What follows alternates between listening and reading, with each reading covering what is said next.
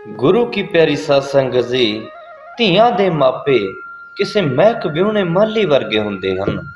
ਜਿਨ੍ਹਾਂ ਫੁੱਲਾਂ ਨੂੰ ਉਹਨਾਂ ਹੱਥੀਂ ਉਗਾਇਆ ਤੇ ਪਾਲਿਆ ਹੁੰਦਾ ਹੈ। ਜਦੋਂ ਉਹਨਾਂ ਦੇ ਮਹਿਕ ਵਿਖਰਨ ਦੇ ਦਿਨ ਆਉਣ ਤਾਂ ਕਿਸੇ ਹੋਰ ਦੇ ਹਵਾਲੇ ਕਰ ਦਿੱਤੇ ਜਾਣ। ਵਿਛੋੜੇ ਦੇ ਇਹ ਗਮ ਜੇਰਾ ਕਰਕੇ ਝੱਲਣੇ ਪੈਂਦੇ ਹਨ।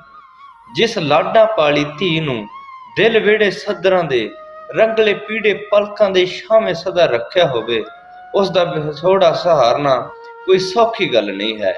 ਜਦੋਂ ਧੀਆਂ ਬਾਬਲ ਵਿਹੜੇ ਚੋਂ ਤੁਰਦੀਆਂ ਨੇ ਤਾਂ ਇੱਕ ਸੁੰਨਮਸਾਨ ਵੀਰਾਨੀ ਪਿੱਛੇ ਛੱਡ ਜਾਂਦੀਆਂ ਹਨ। ਮਾਵਾਂ ਦੀਆਂ ਖੁੱਲੀਆਂ ਬਾਹਾਂ ਬਾਜ਼ਾਂ ਮਾਰਦੀਆਂ ਰਹਿ ਜਾਂਦੀਆਂ ਨੇ। ਇਹ ਸੋਣ ਚਿੜੀਆਂ ਜਿਹੀ ਉਡਾਰ ਭਰਦੀਆਂ ਨੇ ਕਿ ਸਬੱਬੀ ਮੇਲ ਨਸੀਬ ਹੁੰਦੇ ਨੇ। ਧੀਆਂ ਦੇ ਲੇਖਾਂ 'ਚ ਤੁਰੋਂ ਹੀ ਵਿਛੋੜੇ ਲਿਖੇ ਹੁੰਦੇ ਹਨ।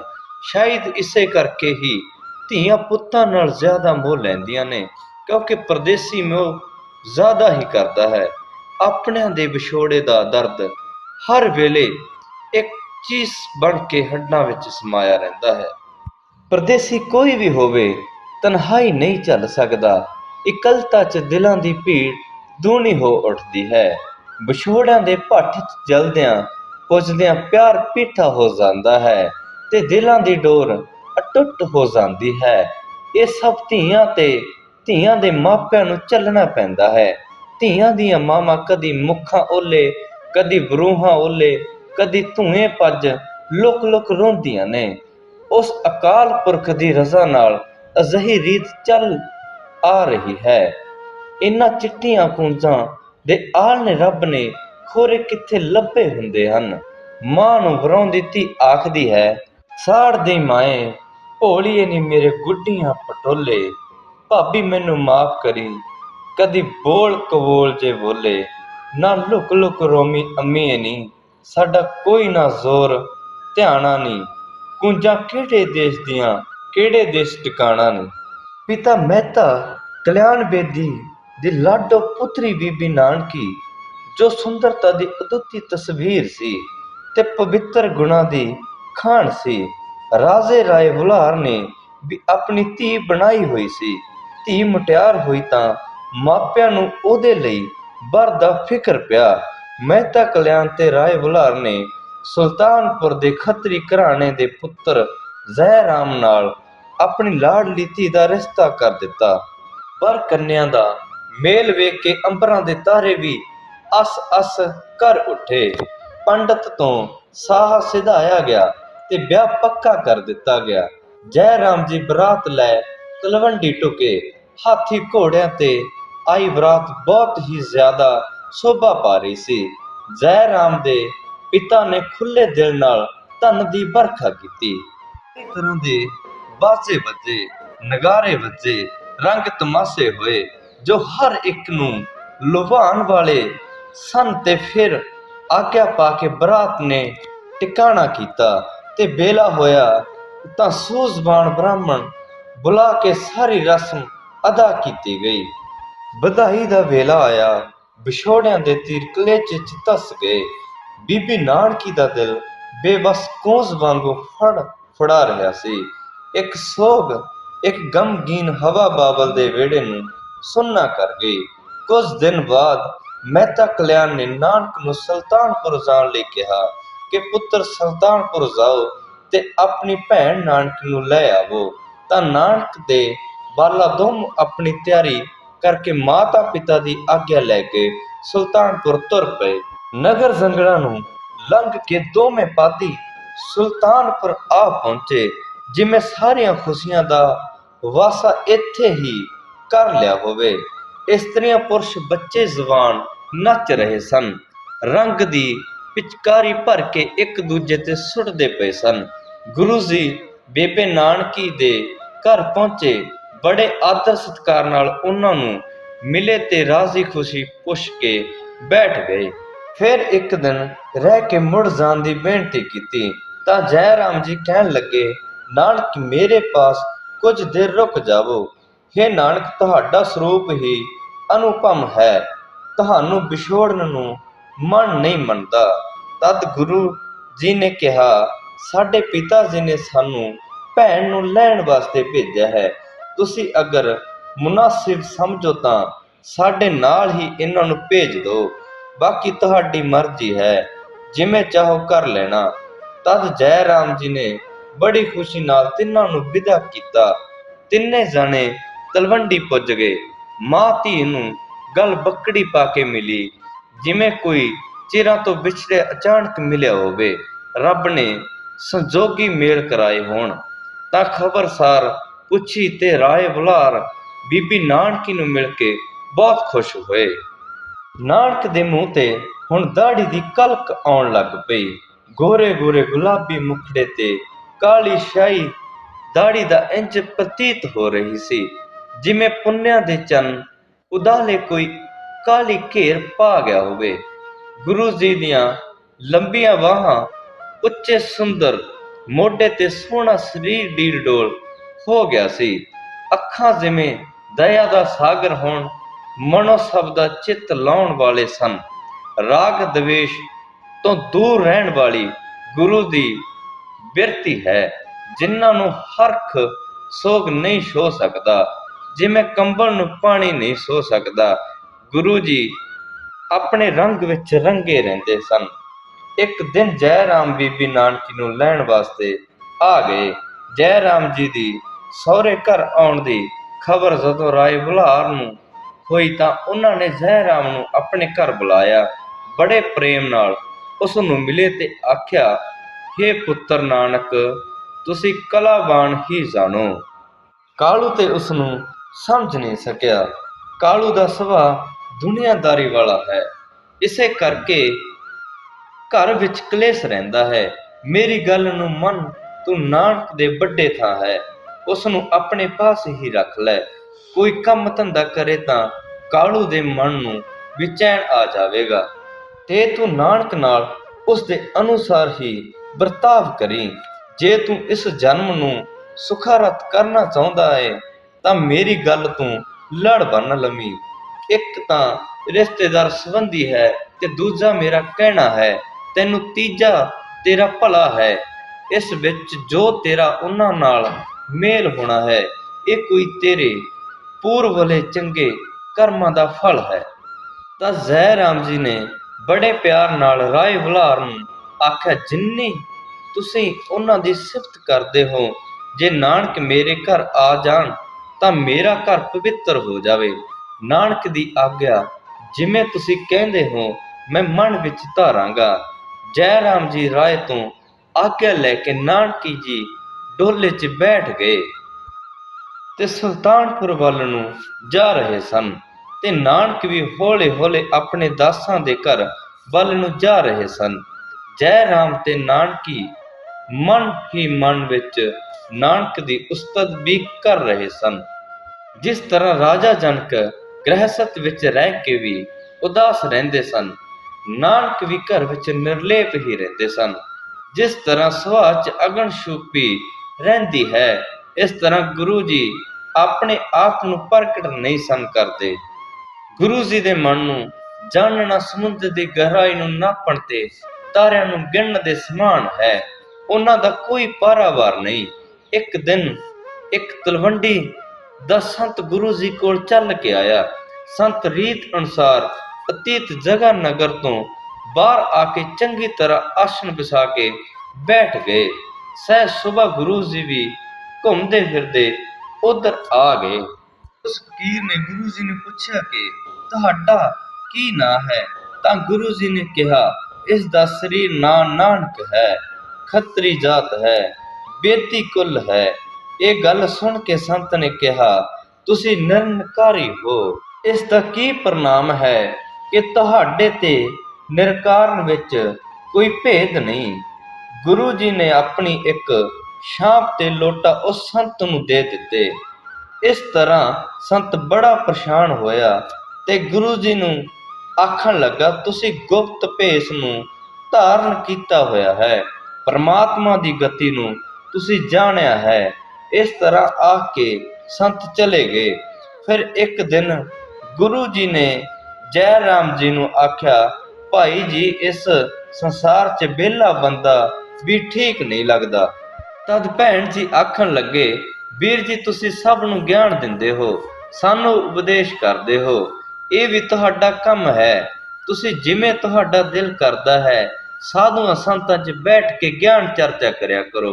ਇਸਤਰੀ ਪੁਰਸ਼ ਜੜ ਜੰਗਮ ਸਭ ਦੇ ਤੁਸੀਂ ਦਾਤਾ ਹੋ। ਦੇਵ ਦੈਤ ਸਭ ਤੁਹਾਡੀ ਪੂਜਾ ਕਰਦੇ ਹਨ। ਤਦ ਨਾਨਕ ਆਖਣ ਲੱਗੇ, ਹੇ ਭੈਣ ਜੀ, ਇਸ ਸੰਸਾਰ ਵਿੱਚ ਆਦਮੀ ਆਪਣੇ ਹੱਥੀਂ ਕਿਰਤ ਕਰਦਾ ਹੈ। ਉਹ ਆਪਣੇ ਜਨਮ ਨੂੰ ਉਸ ਪ੍ਰਮਾਤਮਾ ਦੀ ਦਰਗਾਹ 'ਚ ਸਫਲ ਕਰਦਾ ਹੈ। ਫਿਰ ਜੈ ਰਾਮ ਜੀ ਆਖਣ ਲੱਗੇ, ਜੋ ਹੁੰਦਾ ਹੈ ਸਭ ਤੁਹਾਡੀ ਆਗਿਆ ਅਨੁਸਾਰ ਹੀ ਹੁੰਦਾ ਹੈ। ਹੇ ਪਿਆਰੇ ਨਾਨਕ, ਤੁਸੀਂ ਮੇਰੀਆਂ ਅੱਖਾਂ ਅੱਗੇ ਜਗ ਦੀ ਜੋਤ ਸਮਾਨ ਹੋ। ਜਿਵੇਂ ਤੁਸੀਂ ਚਾਹੋਗੇ ਉਸੇ ਤਰ੍ਹਾਂ ਹੀ ਹੋਵੇਗਾ। ਤੁਸੀਂ ਕੰਮ ਕਰਨਾ ਚਾਹੁੰਦੇ ਹੋ, ਮੈਨੂੰ ਬੜੀ ਖੁਸ਼ੀ ਹੈ। ਅਗਰ ਆਪ ਦੀ ਸਲਾਹ ਹੋਵੇ ਤਾਂ ਨਵਾਬ ਦੌਲਤ ਖਾਨ ਵਾਲਾ ਮੋਦੀਖਾਨਾ ਲੈ ਲਵੋ ਤਾਂ ਬੜਾ ਚੰਗਾ ਹੋਵੇਗਾ। ਕੰਮ ਵੀ ਵਧੀਆ ਹੈ, ਹਿਸਾਬ ਕਿਤਾਬ ਹੋਵੇਗਾ। ਮੈਂ ਆਪ ਜੀ ਨੂੰ ਸਮਝਾ ਦੇਵਾਂਗਾ। ਤਦ ਨਾਨਕ ਭਾਈਏ ਜੈ ਰਾਮ ਜੀ ਦੀ ਗੱਲ ਮੰਨ ਗਏ। ਜੈ ਰਾਮ ਜੀ ਨੇ ਨਵਾਬ ਨਾਲ ਸਾਰੀ ਗੱਲ ਕਰ ਲਈ ਤੇ ਕਿਹਾ, ਮੇਰੇ ਹਰ ਕੰਮ ਨੂੰ ਕਰਤਾਰ ਨਿਭਾਏਗਾ। ਉਹ ਪ੍ਰਮਾਤਮਾ ਦੀ ਬੰਧੂ ਖੁਸ਼ੀਆਂ ਦਾ ਸਾਗਰ ਹੈ। ਹਰ ਇੱਕ ਦੀ ਜੀਵਿਕਾ ਦਾ ਉਪਰਾਲਾ ਉਹ ਪ੍ਰਮਾਤਮਾ ਕਰਦਾ ਹੈ। ਸਭ ਦੀ ਲਾਜ ਰੱਖਣ ਵਾਲਾ ਆਪ ਹੀ ਪ੍ਰਮਾਤਮਾ ਹੈ। ਨਵਾਬ ਦੌਲਤ ਖਾਨ ਗੁਰੂ ਜੀ ਦੇ ਰੰਗ ਰੂਪ ਵੱਲ ਵੇਖ ਕੇ ਆਖਣ ਲੱਗਾ, ਤੂੰ ਮੋਤੀ ਦੀ ਕਾਰ ਕਰ ਸਕੇਗਾ। ਜੈ ਰਾਮ ਜੀ ਆਖਣ ਲੱਗੇ, ਇਹ ਤੇ ਬੜਾ ਉੱਤਮ ਬੁੱਧੀ ਵਾਲਾ ਹੈ, ਹਰ ਇੱਕ ਕੰਮ ਨੂੰ ਸਹਿਜੇ ਹੀ ਕਰ ਲਵੇਗਾ। ਤਾਂ ਨਵਾਬ ਦੌਲਤ ਖਾਨ ਬੜਾ ਖੁਸ਼ ਹੋਇਆ। 1000 ਰੁਪਏ ਜੈ ਰਾਮ ਜੀ ਨੂੰ ਉਸ ਵੇਲੇ ਦੇ ਕੇ ਨਾਨਕ ਨੂੰ ਮੋਦੀ ਵਾਸਤੇ ਸਮਾਨ ਲਿਆਉਣ ਲਈ ਆਖਿਆ। 4 ਦਿਨ ਵਿੱਚ ਹੀ ਸਾਰਾ ਸੌਦਾ ਪੱਤਾ ਲੈ ਕੇ ਮੋਦੀਖਾਨੇ ਦਾ ਕੰਮ ਸ਼ੁਰੂ ਕਰ ਦਿੱਤਾ। ਜੋ ਵੀ ਸੌਦਾ ਲੈਣ ਆਉਂਦਾ ਆਪਣੇ ਹੱਥੀਂ ਉਸ ਨੂੰ ਸੌਦਾ ਤੋਲ ਕੇ ਦਿੰਦੇ। ਸਵੇਰੇ ਨਾਸ਼ਤਾ ਕਰਕੇ ਚਲੇ ਜਾਂਦੇ। ਕਣਕ ਦਾ ਆਟਾ, ਮਹਾਂ ਦੀ ਦਾਲ, ਘਿਓ, ਹਲਦੀ, ਮਿਰਚਾਂ, ਮਿਸਰੀ ਪਤਾਸੇ, ਗੁੜ, ਖੰਡ, ਛੋਲੇ ਸਭ ਚੀਜ਼ਾਂ ਲਿਆ ਕੇ ਰੱਖੀਆਂ ਸਨ। ਭੈਣ ਨਾਨਕੀ ਹਿਰਦੇ 'ਚ ਵਿਚਾਰ ਕਰਦੇ, ਹੁਣ ਨਾਨਕ ਕਮਾਏਗਾ, ਧਨ ਜੋੜੇਗਾ ਤੇ ਫਿਰ ਇਸ ਦੇ ਸਗਨ ਕਰਾਂਗੇ, ਕੁੜਮਾਈ ਵਿਆਹ ਕਰਾਂਗੇ। ਮੋਦੀ ਦਾ ਕੰਮ ਬੜਾ ਵਧੀਆ ਚੱਲ ਪਿਆ। ਤਾਂ ਬਾਲੇ ਨੇ ਤਲਵੰਡੀ ਜਾਣ ਲਈ ਆਖਿਆ ਕਿ ਮੈਂ ਤਲਵੰਡੀ ਜਾ ਕੇ ਆਪਣੀ ਖੇਤੀਬਾੜੀ ਜਾ ਵੇਖਾਂ। ਤਾਂ ਨਾਨਕ ਨੇ ਜਾਣ ਨਹੀਂ ਦਿੱਤਾ। ਆਖਿਆ, ਬਾਲੇ ਤਲਵੰਡੀ ਦੀ ਖੇਤੀਬਾੜੀ ਤਲਵੰਡੀ ਰਹੀ, ਇਹ ਤੇ ਸੁਲਤਾਨਪੁਰ ਹੈ। ਇੱਥੋਂ ਦੇ ਕੰਮ ਹੀ ਸਾਡੇ ਵਾਸਤੇ ਭਲੇ ਹਨ। ਬਾਲੇ ਤੂੰ ਉਦਾਸ ਨਾ ਹੋ, ਜੋ ਵੀ ਮਨ ਦੀ ਗੱਲ ਹੈ ਮੈਨੂੰ ਆਖ। ਇਹ ਮੋਦੀ ਦਾ ਕੰਮ ਕਿਹੜਾ ਅਸਾਂ ਕਮਾਈ ਲਈ ਕੀਤਾ ਹੈ, ਸਮਾਂ ਗੁਜ਼ਾਰਨ ਲਈ ਕੀਤਾ ਹੈ। ਸਾਡਾ ਕੰਮ ਜੋ ਸਾਡਾ ਮਕਸਦ ਹੈ, ਜਿਸ ਵਾਸਤੇ ਅਕਾਲ ਪੁਰਖ ਨੇ ਸਾਡੀ ਸਾਜਨਾ ਕੀਤੀ ਹੈ, ਉਸ ਕੰਮ ਤੇ ਅਸਾਂ ਪੂਰਾ ਉਤਰਨਾ ਹੈ। ਆਪਣੀ ਕਿਰਤ ਤੇ ਅਸੀਂ ਕਰਾਂਗੇ। ਨਾਮ ਦਾ ਵਪਾਰ ਹੀ ਅਸਾਂ ਇਸ ਜਗਤ ਵਿੱਚ ਕਰਨਾ ਹੈ। ਇਸ ਤਰ੍ਹਾਂ ਆਖ ਕੇ ਗੁਰੂ ਜੀ ਨੇ ਬਾਲੇ ਨੂੰ ਆਪਣੇ ਪਾਸ ਬਿਠਾ ਲਿਆ। ਤਦ ਬਾਲਾ ਗੁਰੂ ਜੀ ਪਾਸ ਬੈਠ ਗਿਆ। ਦਿਨੋਂ ਦਿਨ ਕਿਰਤੀ ਵਧਣ ਲੱਗੀ। ਚੰਨ ਦੀ ਚਾਨਣੀ ਵਾਂਗੂ ਸਭ ਪਾਸੇ ਮੋਦੀ ਦੀ ਚਰਚਾ ਹੁੰਦੀ। ਹਰ ਗਰੀਬ ਗੁਰਬਾ, ਨੰਗਾ ਭੁੱਖਾ ਜੋ ਵੀ ਆਉਂਦਾ ਸੌਦਾ ਸਭ ਨੂੰ ਦਿੰਦੇ, ਪਰ ਪੈਸੇ ਨਾ ਲੈਂਦੇ। ਇਸ ਤਰ੍ਹਾਂ ਦੁਕਾਨ ਚੱਲਦੀ ਵੇਖ ਕੇ ਕਈ ਸਤਾਨਾਂ ਦੇ ਮਨਾਂ 'ਚ ਈਰਖਾ ਪੈਦਾ ਹੋਣ ਲੱਗੀ। ਨਵਾਬ ਨੂੰ ਜਾ ਕੇ ਕਈ ਦੱਸਣ ਲੱਗੇ, ਤੇਰਾ ਨਾਨਕ ਮੋਦੀ ਤਾਂ ਸਿੱਧਾ ਸਾਦਾ ਹੀ ਜਾਪਦਾ ਹੈ। ਦੁਕਾਨਦਾਰੀ ਦਾ ਉਸ ਨੂੰ ਕੁਝ ਪਤਾ ਹੀ ਨਹੀਂ। ਸਭ ਨੂੰ ਇੱਕੋ ਜਿਹਾ ਤੋਲੀ ਜਾਂਦਾ ਹੈ, ਮੂੰਹੋਂ ਤੇਰਾ ਤੇਰਾ ਬੋਲੀ ਜਾਂਦਾ ਹੈ। ਹੇ ਨਵਾਬ, ਕੁਝ ਖਿਆਲ ਕਰ। ਤੇਰਾ ਮੋਦੀ ਨਾਦਾਨ ਤੇ ਅਹਿਮਕ ਹੈ। ਪਤਾ ਨਹੀਂ ਤੁਸਾਂ ਕਿਸ ਤਰ੍ਹਾਂ ਉਸ ਨੂੰ ਝੱਟ 1000 ਰੁਪਏ ਕੱਢ ਕੇ ਫੜਾ ਦਿੱਤੇ। ਮੋਦੀ ਦੀ ਕਾਂ ਕਿਤੇ ਸੌਖੀ ਹੈ, ਪਰ ਨਵਾਬ ਉਹਨਾਂ ਤੇ ਖੁਸ਼ ਸੀ। ਜਿੰਨੀ ਵਾਰ ਵੀ ਹਿਸਾਬ ਕਿਤਾਬ ਹੋਇਆ ਸੀ, ਚੌਥਾ ਲਾਭ ਨਵਾਬ ਦੌਲਤ ਖਾਨ ਦੇ ਹੱਥ ਆਇਆ ਸੀ। ਇਸ ਤਰ੍ਹਾਂ ਨਾਲ ਦੀ ਸਿਫਤ ਸਲਾਹ ਇੱਜ਼ਤ ਆਬਰੂ ਤੇ ਸਿਫਤ ਦੀਆਂ ਠੰਡੀਆਂ ਹਵਾਵਾਂ ਤਲਵੰਡੀ ਤੀਕਰ ਪੁੱਜ ਗਈਆਂ। ਪਿਤਾ ਮਹਿਤਾ ਕਲਿਆਣ ਦੀ ਖੁਸ਼ੀ ਦੀ ਹੱਦ ਨਾ ਰਹੀ ਜਦੋਂ ਉਹਨਾਂ ਨੂੰ ਪਤਾ ਲੱਗਿਆ ਕਿ ਨਾਨਕ ਚੋਖੀ ਕਮਾਈ ਕਰਦਾ ਹੈ। ਇਸ ਤਰ੍ਹਾਂ ਨਾਨਕ ਦੀ ਸਿਫਤ ਬਹੁਤ ਜ਼ਿਆਦਾ ਹੋਈ ਹੈ। ਇਹ ਠੰਡੀਆਂ ਹਵਾਵਾਂ ਤਲਵੰਡੀ ਦੀਆਂ ਜੂਹਾਂ ਤੱਕ ਵੀ ਜਾ ਪਹੁੰਚੀਆਂ। ਮਹਿਤਾ ਕਲਿਆਣ ਮਾਤਾ ਤ੍ਰਿਪਤਾ ਦੇ ਮਨ ਠੰਡੇ ਸੀਤ ਹੋ ਗਏ। ਰਾਏ ਬੁਲਾਰ ਨੂੰ ਜਦੋਂ ਇਸ ਖਬਰ ਦਾ ਪਤਾ ਲੱਗਿਆ ਤਾਂ ਉਹਨਾਂ ਦੀਆਂ ਅੱਖਾਂ 'ਚ ਖੁਸ਼ੀ ਦੇ ਅਥਰੂ ਆ ਗਏ। ਚਿਰਾਂ ਤੋਂ ਦੱਬੀ ਸੀਨੇ 'ਚ ਇੱਕ ਬੇਕਲ ਚੀਸ ਫਿਰ ਉਜਾਗਰ ਹੋਈ। ਫਿਰ ਪਿਆਰੇ ਨਾਨਕ ਦੇ ਵਿਛੋੜੇ ਨੇ ਸੀਨੇ 'ਚ ਸੇਕ ਕੀਤਾ। ਮਨ 'ਚ ਆਖਣ ਲੱਗੇ, ਹੇ ਪਿਆਰੇ ਨਾਨਕ, ਤੁਸੀਂ ਸਾਥੋਂ ਕਿੰਨੀ ਦੂਰ ਹੋ ਪਰ ਦਿਲ ਦੇ ਕਿੰਨੇ ਕਰੀਬ ਹੋ ਗਏ ਹੋ। ਦਿਨੋ ਦਿਨ ਆਸ-ਪਾਸ ਦੂਰ ਨੇੜੇ ਸਭ ਨਾਨਕ ਨਾਨਕ ਹੀ ਨਜ਼ਰ ਆ ਰਿਹਾ ਹੈ। ਤੁਹਾਡੀ ਇਹ ਜੁਦਾਈ ਬੜਾ ਜੇਰਾ ਕਰਕੇ ਚੱਲੀ ਜਾ ਰਹੀ ਹੈ। ਹੁਣ ਮੇਰਾ ਬਜ਼ੁਰਗ ਹੋ ਚੁੱਕਾ ਸਰੀਰ ਤੁਹਾਡੇ ਤੱਕ ਚੱਲ ਕੇ ਆਉਣ ਦੇ ਕਾਬਲ ਨਹੀਂ ਹੈ। ਤਦ ਉਹਨਾਂ ਨੇ ਮਹਿਤਾ ਨੂੰ ਸੁਲਤਾਨਪੁਰ ਜਾਣ ਵਾਸਤੇ ਆਖਿਆ ਕਿ ਜਾਵੋ ਤੇ ਪਿਆਰੇ ਨਾਨਕ ਦੀ ਖਬਰ ਲਿਆਵੋ। ਰੋਜ਼ ਦਿਲ ਦੇ ਬਨੇਰੇ ਬੈਠੇ ਰੀਝਾਂ ਦੇ ਕਾਂਗਾ ਹੱਥ ਸੁਨੇਹੇ ਘੱਲੇ, ਨਾਨਕ ਨਹੀਂ ਆਏ।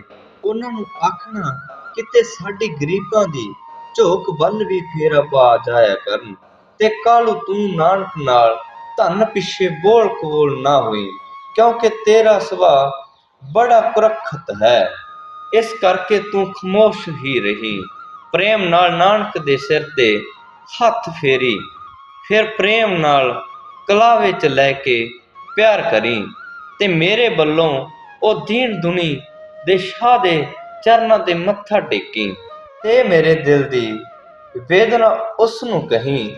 ਤਦ ਮਹਿਤਾ ਕਲਿਆਣ ਜੀ ਬਲਦਾਂ ਵਾਲਾ ਗੱਡਾ ਜੋੜ ਕੇ ਸੁਲਤਾਨਪੁਰ ਬੀਬੀ ਨਾਨਕੀ ਦੇ ਘਰ ਪਹੁੰਚੇ।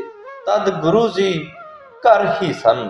ਉਹਨਾਂ ਪਿਤਾ ਨੂੰ ਨਮਸਕਾਰ ਕੀਤੀ ਤੇ ਪਿਤਾ ਨੇ ਉਹਨਾਂ ਨੂੰ ਪਿਆਰ ਨਾਲ ਬਾਹਾਂ 'ਚ ਲੈ ਲਿਆ, ਸੀਨੇ ਨਾਲ ਲਾ ਕੇ ਘੁੱਟ ਲਿਆ। ਪੁੱਤਰ ਦੀ ਦੁਕਾਨ 'ਚ ਬੜੇ ਸੌਦੇ ਵੇਖ ਕੇ ਪਿਤਾ ਦਾ ਦਿਲ ਗਦ-ਗਦ ਕਰ ਉੱਠਿਆ। ਤਦ ਪਿਤਾ ਪੁੱਛਣ ਲੱਗੇ, ਪੁੱਤਰ ਕਾਫੀ ਦੇਰ ਹੋ ਗਈ ਹੈ ਤੈਨੂੰ ਮੋਦੀ ਦੀ ਕਾਰ ਕਰਦਿਆਂ, ਹੁਣ ਤੱਕ ਕੀ ਕਮਾਇਆ ਖੱਟਿਆ ਹੈ? ਤਦ ਨਾਨਕ ਕਹਿਣ ਲੱਗੇ, ਪਿਤਾ ਜੀ ਕਮਾਈ ਤਾਂ ਬਥੇਰੀ ਹੁੰਦੀ ਹੈ ਪਰ ਪੈਸਾ ਮੇਰੇ ਹੱਥ ਟਿਕਦਾ ਨਹੀਂ ਹੈ। ਇੱਕ ਪਾਸਿਓਂ ਮਾਇਆ ਇਕੱਠੀ ਹੁੰਦੀ ਹੈ ਤਾਂ ਦੂਜੇ ਪਾਸੇ ਚਲੀ ਜਾਂਦੀ ਹੈ। ਕੀ ਕਰਾਂ? ਤੇ ਪਿਤਾ ਜੀ ਇਹ ਜੋ ਮੋਹ ਹੈ ਕੱਖਾਂ ਦੇ ਪੁੱਲ ਵਰਗਾ ਹੈ ਅਤੇ ਤ੍ਰਿਸ਼ਨਾ ਕਾਮਨਾਵਾਂ ਦੀ ਨਦੀ 'ਚ ਲਹਿਰਾਂ ਵਾਂਗੂ ਹਨ। ਇੱਕ ਛਲ ਨਾਲ ਹੀ ਸਭ ਕੁਝ ਬਹਾ ਕੇ ਲੈ ਜਾਂਦੀਆਂ ਹਨ।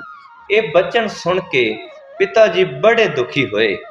ਮਨ 'ਚ ਸੋਚਣ ਲੱਗੇ, ਕਮਾਈ ਤਾਂ ਬਥੇਰੀ ਕਰਦਾ ਹੈ ਪਰ ਐਵੇਂ ਹੀ ਭੰਗ ਤੇ ਭਾਣੇ ਗਵਾ ਦਿੰਦਾ ਹੈ, ਐਵੇਂ ਅੰਨ੍ਹਿਆਂ ਕਾਣਿਆਂ ਨੂੰ ਖਵਾਈ ਜਾਂਦਾ ਹੈ। ਕੀ ਫਾਇਦਾ ਹੈ ਇਸ ਕਮਾਈ ਦਾ? ਮਿਹਨਤ ਵੀ ਕਰਦਾ ਹੈ, ਔਖਾ ਵੀ ਹੁੰਦਾ ਹੈ, ਪੱਲੇ ਦੁਆਨੀ ਵੀ ਨਹੀਂ ਹੈ।